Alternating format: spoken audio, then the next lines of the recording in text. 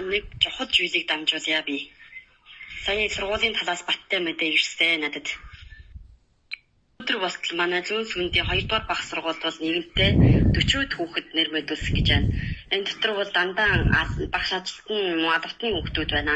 Бас зарим нь хятад түүний хүүхдүүд яг иймэрхүү. Тэгээд бол сургуульд маргааш болоход бол 70-80 хүүхэд болох боломжтой. Тэгээд энэ хүүхдүүдийг бол нэг ангид суулгаад сургуулийн талаас зурх сүдэр авч шингээл тавьж одоо хүүхдүүд нэгэнтээ сургуульдаа цугларсан байна гэсэн иймэрхүү бодол мэдээллийг тархаа нэгнэ.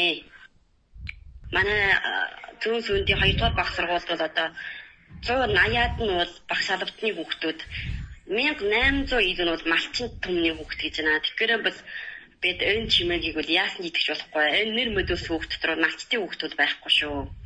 Энэ бол сургуулиас ирсэн баттай чимээ. Бүгдээрээ харилцан дамжуулаарай. Иймэрхүү сургачууд чугаларсан байна гэдэг ийм мэдээлэл зурх сүдрийг үзвэл яасан итгэж болохгүй.